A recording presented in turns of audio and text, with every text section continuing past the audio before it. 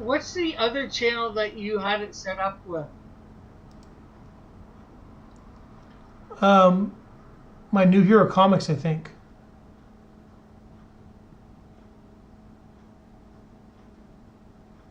Yeah, because there's nothing there. Let me check out New Hero.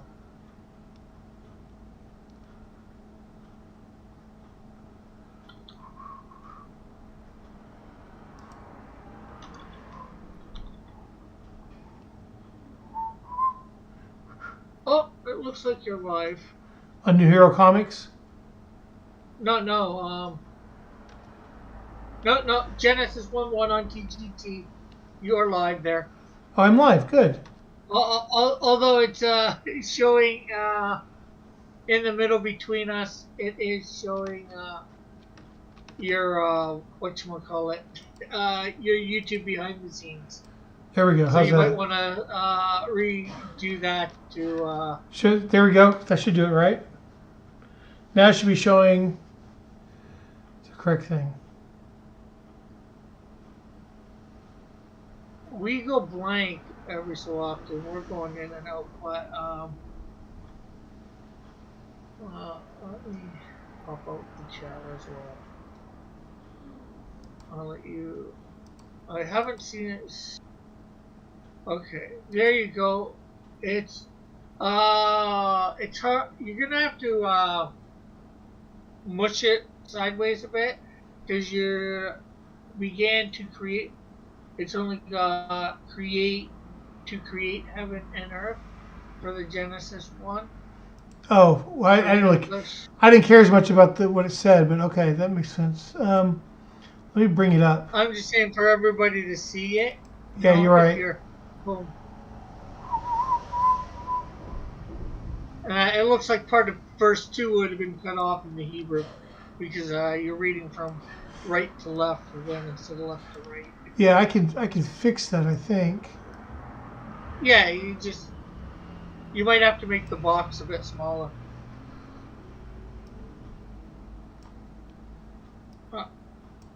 Here we go. Oh, I think you have to bring the green side on the left over a little. That? No, you're making it bigger. Well, oh yeah, like that. I'm seeing it in the YouTube time. Oh, okay. Where there's a delay. That looks good. That looks good there. Okay. Up at the top, just with us. So, all right. Well, let me hit start recording, and we can start going. Yeah, let me hit. Hopefully, we are going good. I'm gonna just come over to us on Discord. Hopefully that way it will continue to. You know, one of the things I hate the most about when people shoot video like this. The thing I hate the most is waiting 15 minutes for them to get things going and to work through all the technical problems. As we get better, as you get better, right? As I get better, right? The whole thing, and you get the layout that you want. Hey, that's a lot of stuff with the layout for you too. You're trying to learn 3 or 4 programs in doing that. Hey, we're Discord, OBS. It only took 40 minutes tonight. Usually it takes about 3 hours last time. So I've taken it from 3 hours to 40 minutes. So I'm doing much better. Yeah. All right. Well, since it looks like everything's going, it looks like we're recording. I'll go ahead and get everything started. My name is Hillel, and joining me is Rick Piper, and we're going to talk about Genesis. I'm a Jew. He's a Christian. Luckily, I'm in Israel. He's over in Canada, so we can't stab each other if we disagree. I wouldn't do that to you. And there's my mom looking in. Yes, what can I do for you, Mom? Well, that looks like last week's.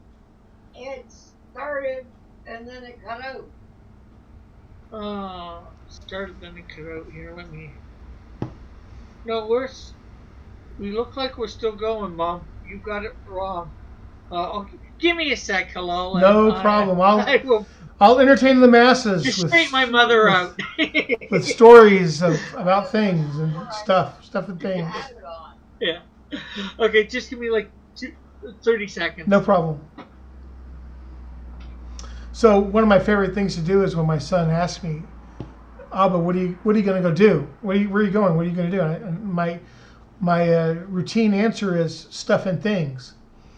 And the other day, I asked my son, what are you going to do? And he said, stuff and things. So this is just a small demonstration of how the things we say get thrown back in our face by our children. It was pretty funny. I was very amused. It was cute. But too cute. Can't let those kids get away with that kind of stuff too much.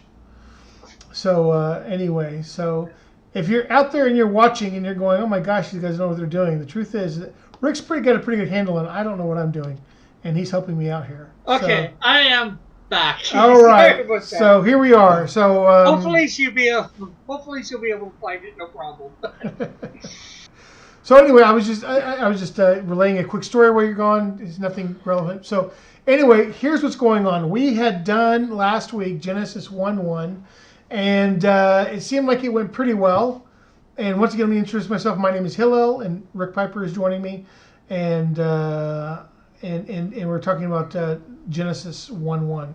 So last week we had done this, and things went pretty well, we thought. And then I realized that for some reason my YouTube wouldn't let me show more than 15 minutes.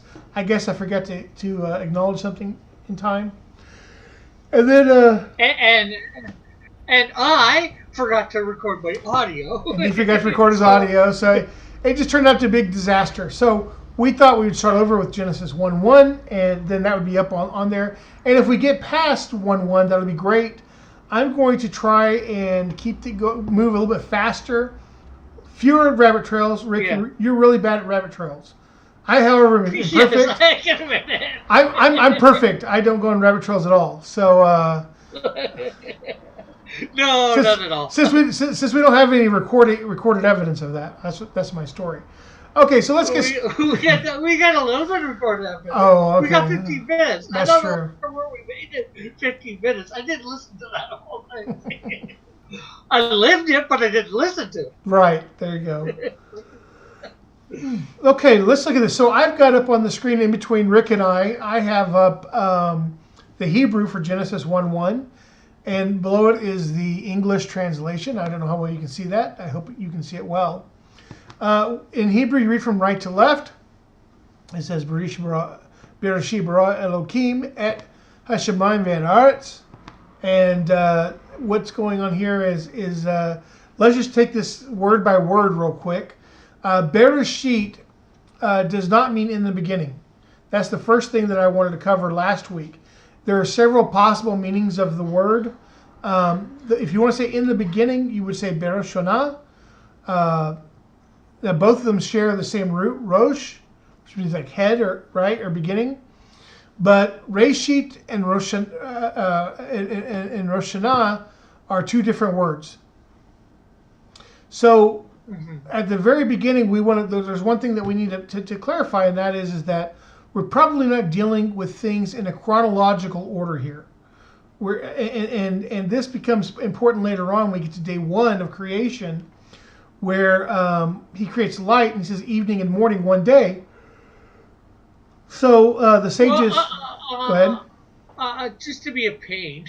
Go ahead. And, I'm noticing underneath the verse 1 it says when God began to create. So... Right. As an English translation of that, could that be referring to a sort of in the beginning, or am I? Well, it's not that we're not talking about a beginning. Literal? It's not that we're not talking about a beginning. We're just not talking about a chronological beginning here. We're not talking about.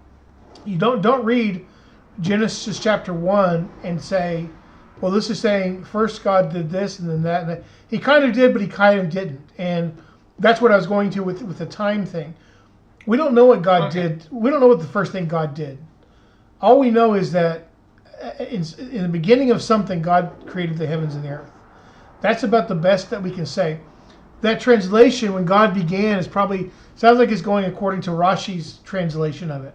And this is an important thing for you to know, is that every translation is a commentary, and every translation is the opinion of the translator. So anything that you read from any English of any book, whatever language it was originally written in, when you get it translated into your language, you're getting the opinion of someone else. Yeah, and You're that, getting the opinion of what they think it probably means. for any. Yeah, that probably goes for any book, whether it's Torah, Bible. Sure. It could be even some sci-fi novel. Absolutely. or Absolutely. a romance novel. Yeah, I've read books that were originally written in other languages, and because I knew something about the culture, I would read a translation and go, "Oh, that's not what that means." Well, even one of my favorite Hebrew movies, Ushpizin, right? They keep calling the main character like Rabbi in the English translation of it. They keep calling him Rabbi Moshe, but he wasn't a rabbi. They use a term called Reb. Reb is just an honorific you usually say to someone who's older. It doesn't mean rabbi. It means that they have like a Reb, like it means they have like a lot of wisdom because of their age. So it's just a. Hopefully they do. Well, I mean the old men and women I've met have always had something to say that was worthwhile because they've always accumulated something. Yeah. So I'm just pointing this out that if you read something, a translation here of Genesis, and you don't agree with it, and it says something different in your Bible or whatever else, just keep in mind that translation is the opinion of someone else about what the text means. Ultimately, if you want to know what the text means, you have to learn the language and figure it out for yourself. Otherwise, you can stay here, and we'll go through the text the best we can and explain it to you. So, Bereshit, it means in the beginning of something. The Rambam, who is a Jewish philosopher and legalist, says it's the first principle. He's very much acquainted with Greek philosophy and logic and Aristotle, and so he puts things in more of a philosophical bent. Ramban does as well, but he also puts a Kabbalistic bent, more of a mystical bent on it. So without getting too complicated, let's just agree, Bereshit is a very strange thing to begin the Torah with because it doesn't really mean what we expect it to mean. So the next word, bara, is important. And this is going to be important as we go through chapter 1 and chapter 2 of Genesis, because there are a lot of words in English that we're being told where it says God made something, and you should know each of those words has a slightly different meaning from one another. Bara here in Genesis 1:1 actually means to create from nothing.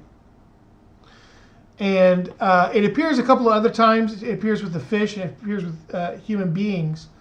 God uses bara, but the commentators say that really it's just referring back to the initial bara, the creation from nothing. And then when God created from nothing, He created two things: the heaven and the earth, whatever those are, and everything. And that was just the potential of the universe.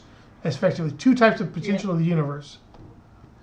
Yeah, I remember you talking about this last week, and I commented sort of on how the land creatures were made out of the ground, and so that material, sky creatures, birds and all that were created out of the air. So that whatever air is, and the aquatic creatures out of the water.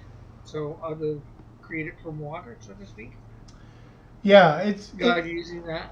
They have sort of mediums that they're created in, but and we'll get to that more when we get to those sections. And those terms for creation that you're referring to are usually asa and yotzer, which mean like to make something from something else. But when you come to creating from nothing, it's only here in Genesis 1:1 where the meaning of bara. And also Genesis 1:27, and then I forget where the day 3 with the fish and whatever. But at any rate, sorry, I just had a thought. Rabbit trail annihilated. Okay, let me go back to what I was trying to say here. So bara means here created from nothing. Elohim is the name for God. that is used throughout chapter 1. You'll never find his unique 4-letter name used here. It's not until Genesis 2. YHWH. Right. That's not used until chapter 2. I think verse 4 is when it first gets used. And 2:1. I don't know. We'll find out. So so it's used Elohim. Now the problem is that if you're a strict monotheist like me, then it would seem like it's problematic to have God's name have a plural ending. The yud and the mem at the end of the word Elohim it can mean plurality. So if you had yud mem at the end of, like, for example, anashim. Anashim means like men, right? Nashim is women. So those are plurals. But we also find out that with this word Elohim, that it also can refer to an individual. And we saw this with Moses in Exodus 7:1, where he says, "You will be an Elohim to Paro." Yeah. Yeah, you were saying last week the difference between Elohim and Elohim and the relation, I remember. Well, Elohim, basically I say Elohim because we're supposed to be very careful about how we say God's name. So I changed the H into a K sound. But it's the same. It's the same word. Yeah. But I'm just saying for anybody out there listening. Right. I'm trying to, since they didn't get last week's, maybe insert a little bit of last week's here and there. No, that's good. Yeah, because I'm sort of trying to breakneck through it, and I need to slow down every now and then so we can go back and fill in some missing gaps. Because in my mind, I've already explained all this stuff, so you get to bring me back and go, no, let's talk about this again. So anyway, so Elohim here, how do we know when Elohim is being used as a singular or a plural? Well, we look at it as its verb. If the verb is plural, then Elohim is used as a plural. If it's singular, then it's used as a singular. The verb here, bara, it means he created. It's a past tense singular. So that tells us that Elohim here is being used as a singular as well. Okay, pretty so simple. Just for all of us non-Hebrew reading people, which of these words, I guess, would be bara? Like second word from the right. We're reading from right to left, so it would be the second one you said. Second word from the right. Yep. Okay. And then the third word is 3-letter word, I'd say. Yes. Right. And so the default number in Hebrew is singular, and the default tense is past tense. And so here he created bara. And so in the beginning, or in the beginning of, or when God began creating, he created the heavens and the earth. And if you look at the fourth word there, you have an aleph and a tav. And that means et. That et, I don't know how much you guys understand about grammar. I'm sorry, this is a little grammar heavy today, but we have direct objects in sentences. So, for example, Tom kicked the ball. Tom is the subject, kick is the verb, and ball is direct object, because the direct object is what the verb's action is the subject of the verb's action. So here the et in Hebrew oftentimes tells us what the direct objects are of the sentence. So the thing that is created here is et hashamayim ve'et haaretz. God created the heavens and he created the earth. And we know that because you have the et there. But et also has another meaning that we can use. And it can also mean that like with something or along with. And so here we have et hashamayim means the heavens and all their things, and the earth and all their things. And what are the things that we're talking about?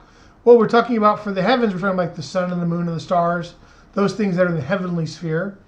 And the earth, we're talking about the ground and the water and the animals and birds and all that, everything in the earthly sphere. So that wants to let us know that at this moment of creation, we don't know what happened before But we know when God created the heavens and the earth, he created the heavens and the earth and everything that God was going to use on the subsequent days to create everything. That brings us to, we finished Genesis 1:1 in record time. So Cool. Oh, and I was just going to mention again, referring to last week, you talked about in Hebrew, in Jewish culture, there's 4 ways of interpreting the text. yeah, Or maybe since I think that was later on in the broadcast that we talked about that. sure. So just maybe a quick refresher for those that didn't hear it because, well, they weren't there and it didn't get recorded. Right. So it's just that there's a little mnemonic pardes, and which means like garden. So for example, I live in Pardes Hana, which is the Garden of Hana, and it's the Pei Resh Dalet Samik, and it means it represents 4 levels of interpretation. The first being pshat, which is simple, remez, which is like remez means like clues. So, for example, you played the game Clue, Who Done It? It's a Who Done It game. Well, in Israel we call it remez. We don't call it Clue, we call it remez over here because it's what it means. And then we have drosh. So drosh is like you take wheat and you rub it between your hands, and all the chaff flies away, and you're left with like the actual wheat kernel. That's drosh. That's like getting into the text and sort of taking it apart and getting to the core. And then you have sod, which is like the more mystical level of interpretation. And those are the 4 levels. And the thing is that I'll just be honest, I'm on Peshat. That's the level I'm on. And the second one, maybe well, maybe just tipping on to the third. Well, look, we have midrashes, we have commentaries and things where rabbis go into that stuff. But those things are complicated if you don't understand Hebrew, if you don't understand the Talmud, if you don't understand, there are a lot of things you have to understand, be familiar with the Gothic literature. Yeah. There's just a lot of stuff you have to understand. One thing I showed... And here... Go ahead. I was just going to say, and here, I think for the most part, we're going to go with try and go with the plain interpretation, maybe a little bit into the second interpretation we were talking about. Hints and clues. I think if we can do well to understand the simple meaning of the text, I think we'll be doing well, because so many people make a mistake in understanding the simple meaning. I don't know how many lectures in college I sat through where the teacher was expounding on the text of the Torah and didn't know what they were talking about. It's just because they don't read it carefully. You have to understand, Jews read the Bible very, very carefully. And I've got my commentary sitting here. I've got the Ramban's commentary. He goes on Genesis 1:1 and 1:2 and all that on pages and takes it apart for good reason. And that is because it's important to understand. It's something God gave to us. Let's very important. Let's go on to verse 2, and I'm having to read it from my book. I can't see it on the screen, so I'm going to read it from my book. Ve'aretz chayta tohu v'bohu v'choshek al pnei tachum v'ruach elokim merefet al pnei ha'mayim. So there it says, and the earth was astonishingly empty, some say tohu v'bohu, and darkness was upon the face of the deep, and the Spirit of God, or the wind of God, depending on how you translate it, was hovering upon the face of the waters.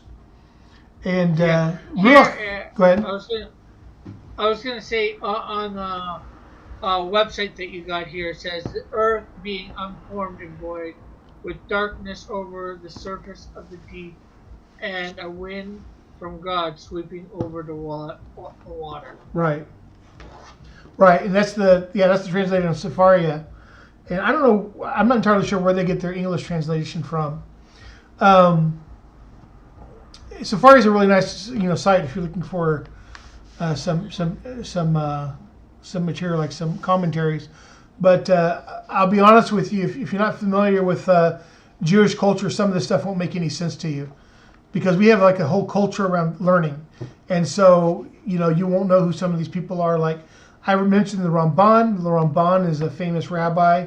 He lived about 900 900 years ago. Oh man, I'm lost when you mentioned any of these things. Right, and you've got to slow I'm me like, down. okay, whoever they are. And you've got to slow me down and let me know when you don't know something, because I will just keep moving on sometimes, because Yeah. Well, I don't think me not knowing who a teacher is or an interpreter or whatever you want to call them is a big deal, and I don't think that should be a big deal to our audiences. Maybe they can go look them up if they can remember the name. well, the only reason I bring it up is because if you went to Safaria or read other Jewish commentaries, then you would probably be kind of confused because you don't understand certain things. Like, for example, Ramban, who I keep referring to, Yeah. a lot of times he starts off his commentary by responding to the commentary of Rashi. And if you don't understand the relationship between Rashi and Ramban, you may not understand some of the points that Ramban is making. So I'm just saying that it can get complicated very quickly, and Oh yeah. you can't come to it like going, what does this mean to me? That's not how reading the Torah works. It has to be, what is the text trying to say? What is the author, God, trying to tell me? That's really the attitude you have to come with it, is what is God trying to tell me? And that's Peshat. Peshat is really about, what is God trying to tell me? And so, what point is he trying to make? And one of the things I said last week about the Torah is, we have a saying from the Talmud, the Torah is written in the language of men. And that means that it's got to be understandable to everybody. Even to an ignoramus, it's got to be understand something. He's got to be able to understand an aspect of it. He can't just be. It's not written for the elites, right? It's not written for because scholars. if it's not written for everybody, to have it just for the elites makes no sense. Right. God wants, I'm not sure whether it's Old Testament or New Testament, but God wants everyone to come to salvation. Come to Him. He created everybody, so He wants, everybody, to sure know. Well, that's throughout that's throughout the Jewish scriptures. First off, the humanity does not start off with the Jewish people. It starts off with just people, and the Jewish people come out of the general populace, and we become a special priesthood to the world. Yeah. But the people we see, for example, when we get into the Exodus account, when we get to this to where God is telling Moses to go to Pharaoh, and he'll tell him, this way now not only will Israel know that I am God, but Egypt will know. They will know that I'm God as well. And so he wants to also, part of this whole process, this miraculous exodus from Egypt, is not just for the Jewish nation to know that God exists, but for everybody to know that God exists. And that's why, because I don't know, have you ever wondered why God is doing all these things with the Egyptians? Why is he? And there are even Egyptians who he doesn't punish, right? There are Egyptians who could get out when they listen to God, right? Yeah, I think some of the Egyptians left with the Hebrew people, the Jewish people, when they exited Egypt. For sure, and those people ended up becoming Jews later on at Mount Sinai. They ended up converted. There was a massive conversion that went there. But even later on in the prophets, like the Book of Jonah, the Book of Jonah is a story about God saving Nineveh by sending His prophet. Yeah.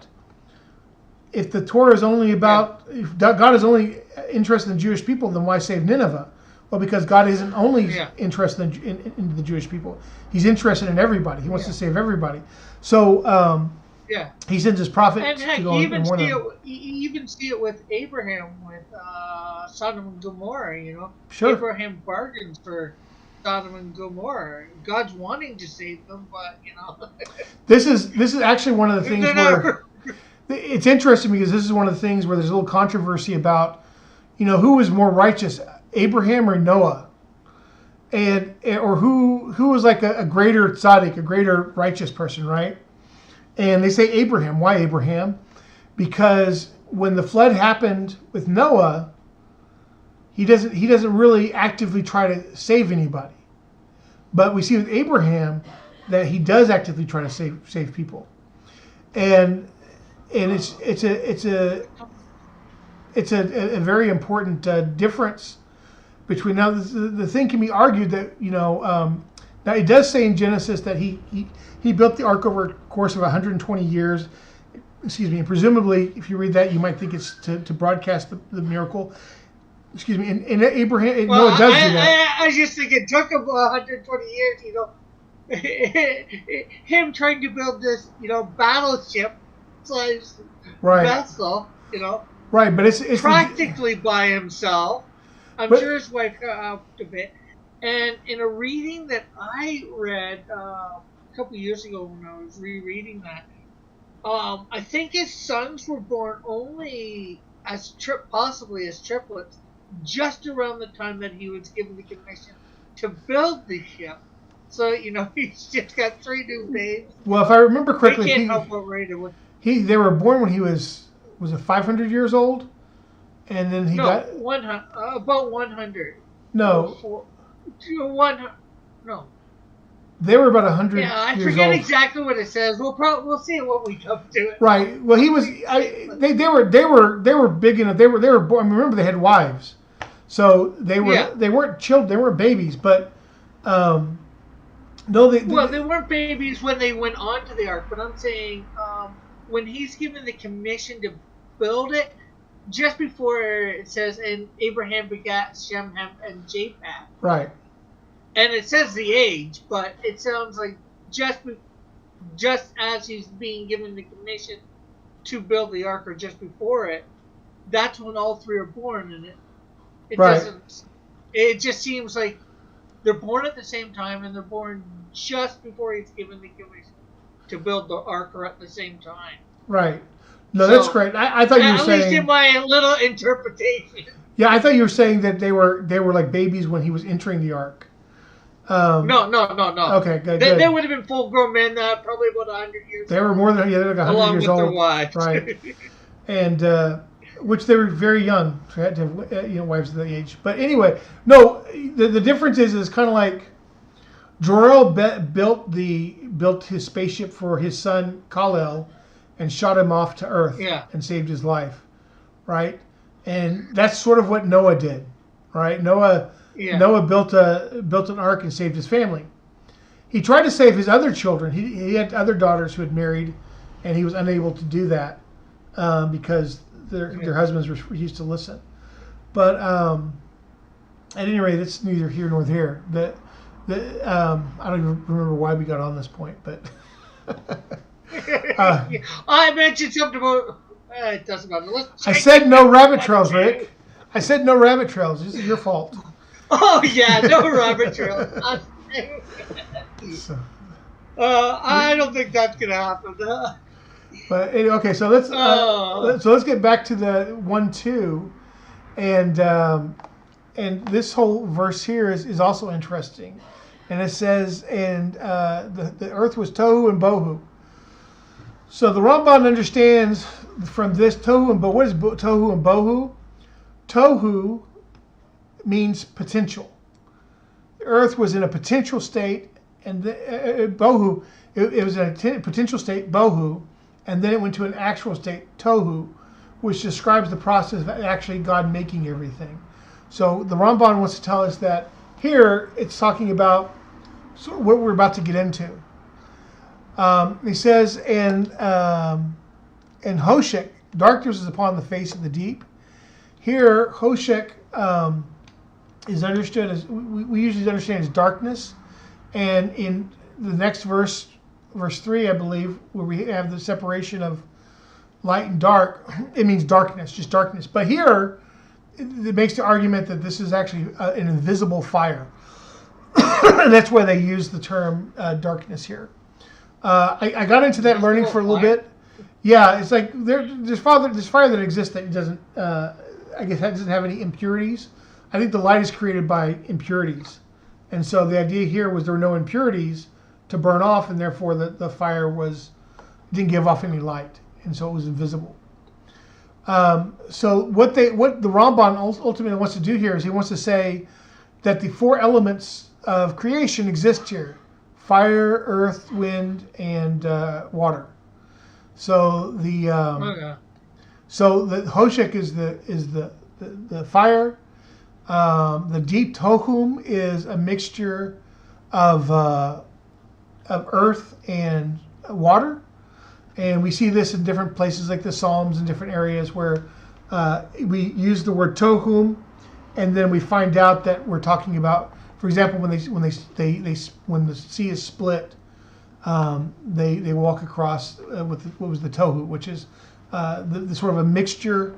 It's a deep water, but ultimately it's mixed in with like earth and stuff. So upon the face of the deep, Tohum is the deep, but it's also earth and water, and the Ruach is the wind, and of course, and upon the let's see here, and upon the face of the water, right?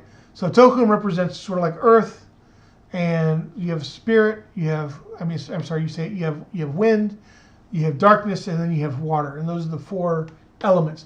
This is very popular amongst at this time because around this time, a little earlier, the Muslims had rediscovered the writings of Aristotle and the Greek thinkers, and so it was all the rage. And not to say that this stuff doesn't exist independent of that, but that there was really a desire, I think, in some ways to connect it with the four elements. Or what were considered just the four elements now. Right. We have umpteen number of elements. Well, I think better than elements, the four essences, like four forces. Even I've seen people with modern interpretations talk about like the four forces or the four primal forces of nature or whatever. But the point here is that here we have another very deep passage that we could get into and go into for quite a while. But we won't do that because I want to see if we can move on just a little bit further and go on to the third verse.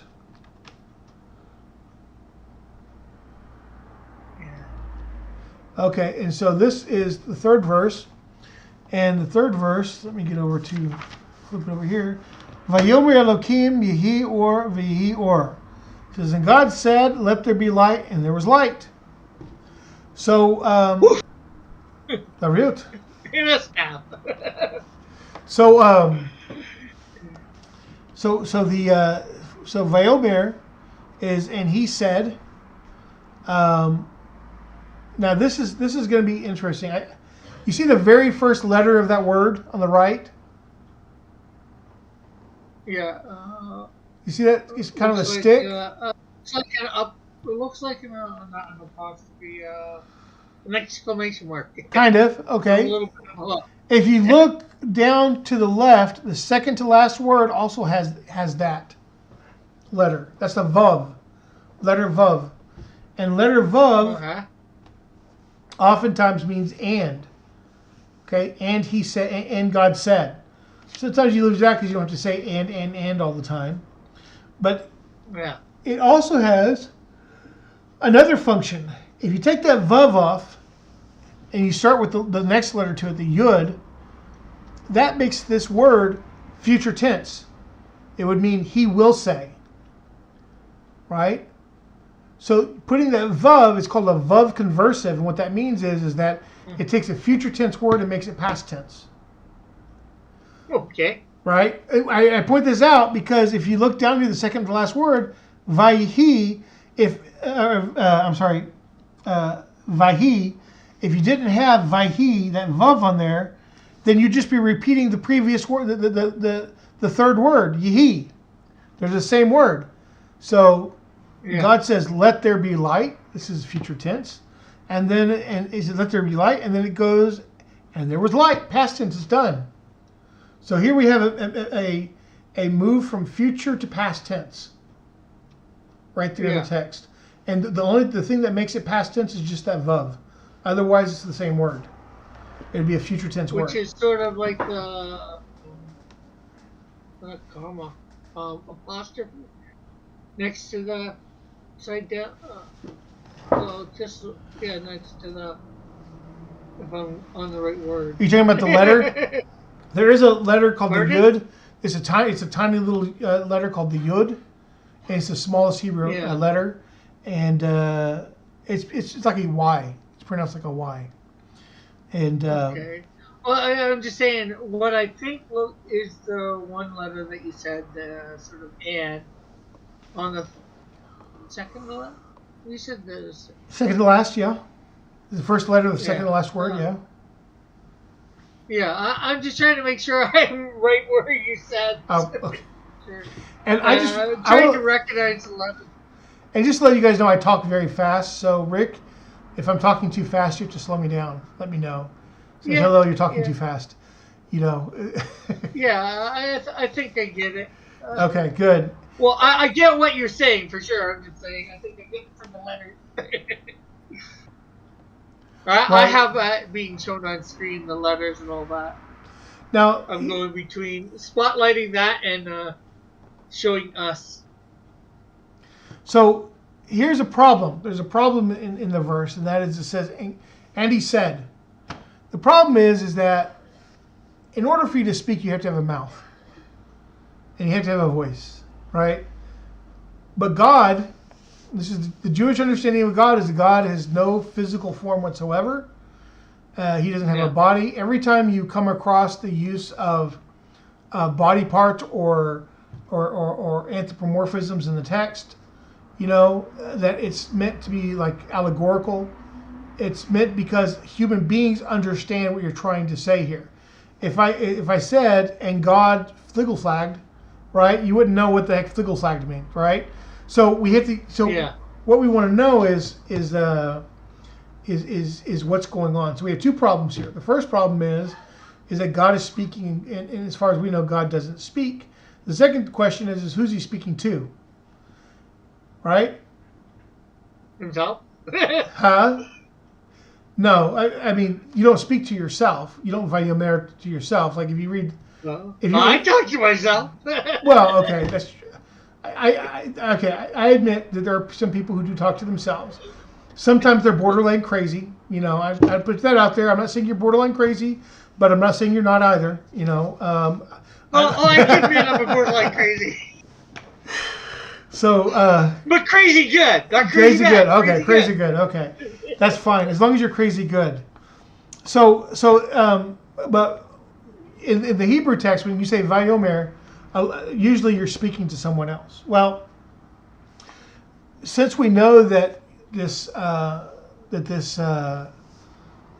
act of God speaking is not meant to be literal anyway, we have the understanding that it really just means, and I'll read this, that the word actually means more like desire. Like this is one interpretation of God.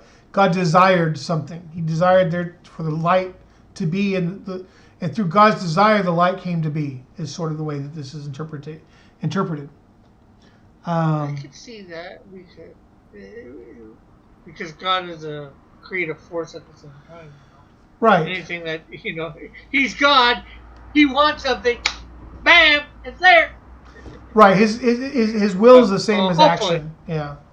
His will is the same thing as action. But we see this in other places, like in 1 Samuel 20, verse 4, where it says, whatever your soul says, I shall do for you. And the word says there is actually understood not as actually speaking, but what you desire. And then we have, let's see here, we have another example.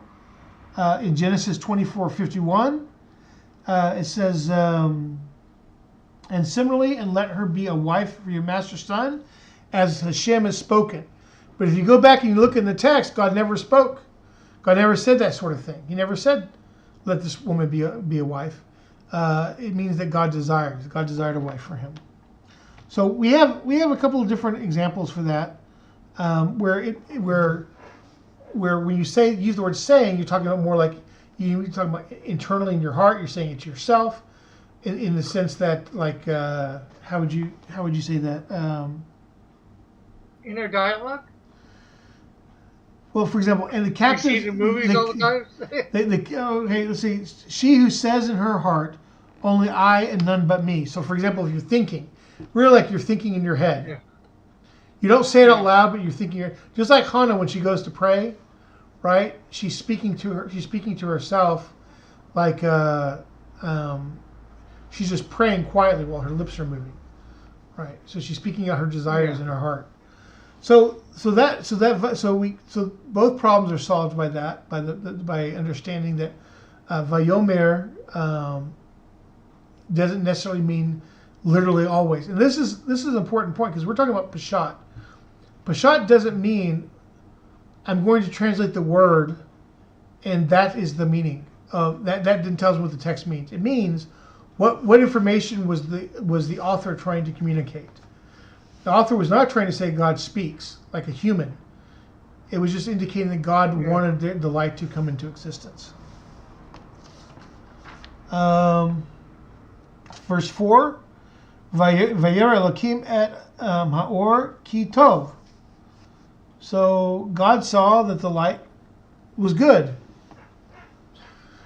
So we have this phrase ki tov. It comes up other places. It doesn't appear on the second day. It appears twice, I believe, on the sixth day. And ki tov is like God saying, is according to the Ramban, when God says, and it's good, he's established it permanently. That's a permanent establishment of it. Prior to that, if you notice when God created the heavens and the earth, he didn't say, it's good. He hasn't said that yet because everything was still in a state of potential. So he didn't establish it in that form forever. He was still using it to start making things. So now he's formed. So one other thing I want to go back to is the phrase "let there be" is a word for making something. It seems here to be you could say it's creating through separating, creating through by making things distinct. So God says later on that God separated between the light and the darkness. He called the darkness night and called the light day. So here we're going to get into in the next verses. How do we have a concept of time when there's no sun and moon and stars up right now? And I'm going to stop right here because I want to see if you have any questions or comments or anything like that. Because we're getting close, I think, to our. We're coming close to the 45-minute mark. There's no questions in the chat. Okay. There's only actually been one person in the chat, and I wouldn't really call it a person. I'd say it's a bot. Sure. And just doing that, something that makes no sense, So. Well, what do you think? What do you think so far? What are your thoughts so far? Are there any questions or odd things you've noticed so far?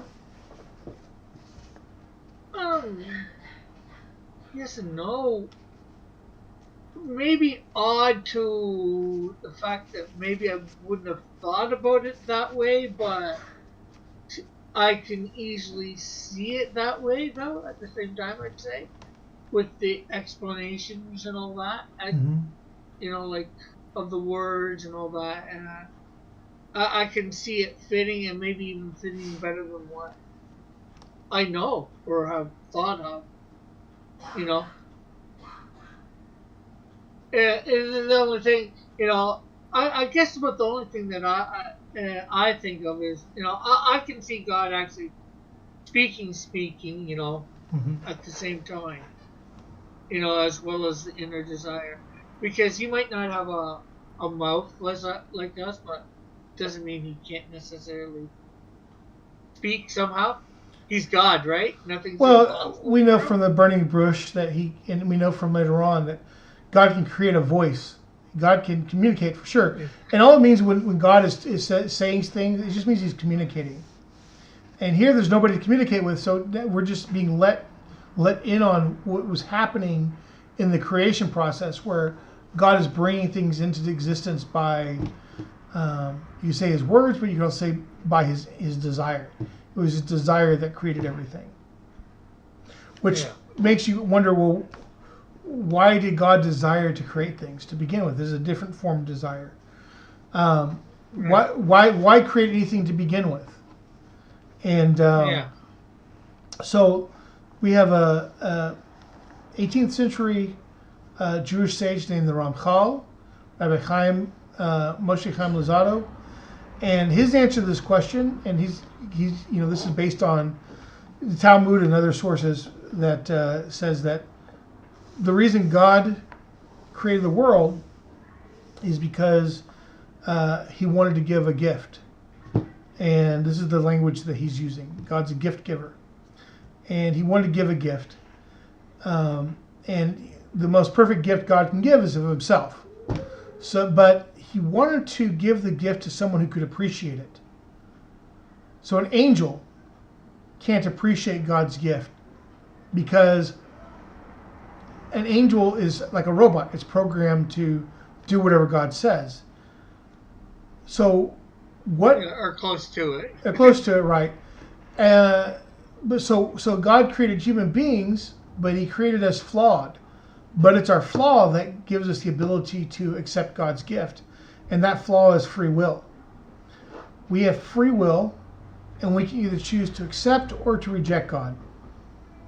And that is what free will is, essentially. That's the most basic, essential aspect of free will that exists in the world, is the ability to reject or accept God. And that I can definitely agree with. It's not hard. Although a lot of people, being a Christian, I can definitely say that's the most basic part of free will. Well, it is. Except for, Well, the question is, otherwise, why did God create everything? Like, it's not like God was bored. It's not like he didn't have anything to do. It's, those are things that don't. Those are imperfections that don't apply to God. So that's why creation itself is an act of chesed, an act of kindness. But now the reason he also had to give us free will was because. Have you ever known somebody who's always being like, people are always like helping them out? And what can happen sometimes with that is that those people can get to a point where they hate the person who helps them. They can hate it because they don't feel like they earned it. And by having the struggle of free will, we actually have the ability to feel that we've earned whatever the gift that God has given us. And God is giving it to us because we've earned it. We've done something to deserve it. And I use deserve in quotation marks, but, so I think that's a very interesting a notion about why God created it. And for me, that's always rung the most true of why God created it. God created it so we get to know him. And it puts a lot of things in life in perspective, I think. What am I doing?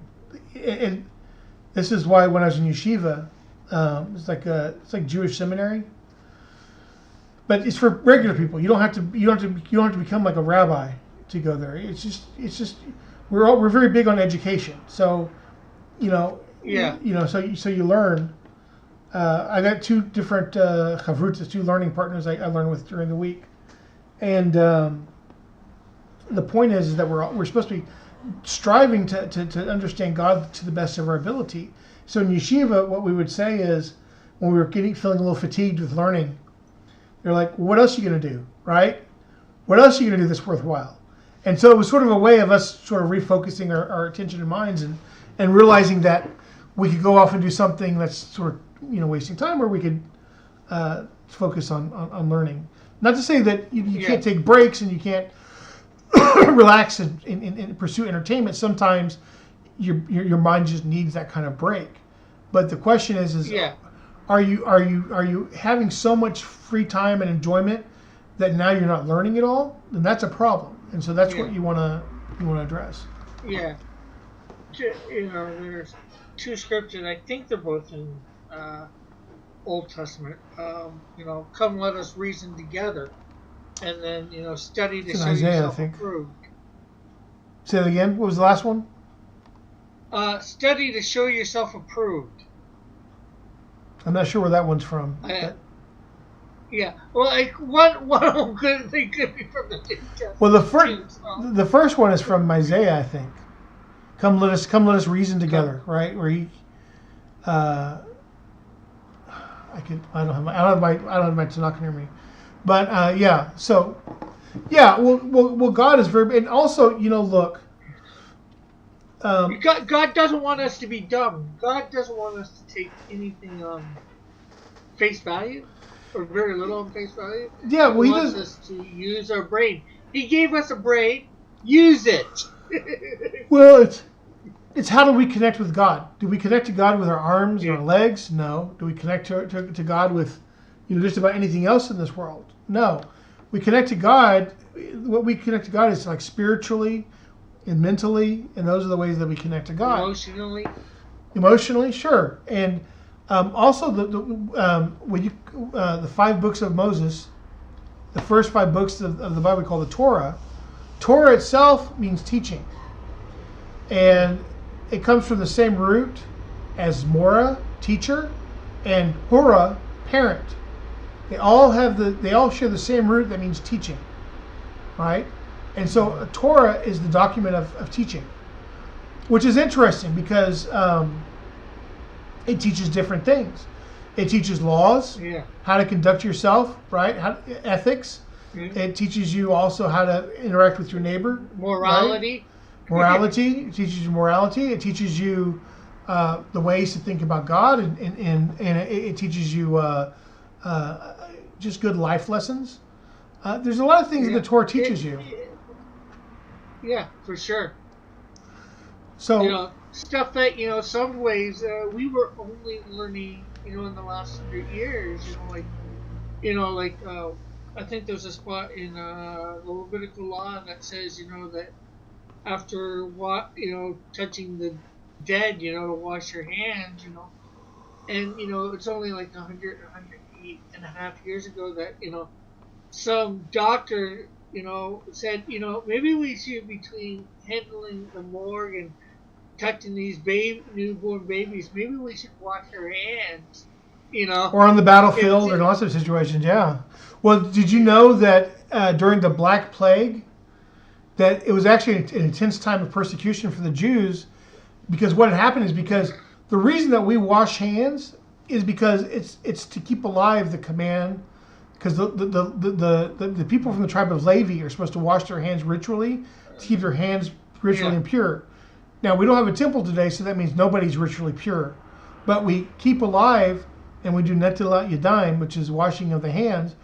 The Jewish people, all of us do it, to keep that alive, and so that when the temple's rebuilt and the Levi go back to do their tasks, that method will be intact. So Jews have always been very clean because of that. And during the Black Plague, they noticed that the Jews weren't dying as much as the non-Jews.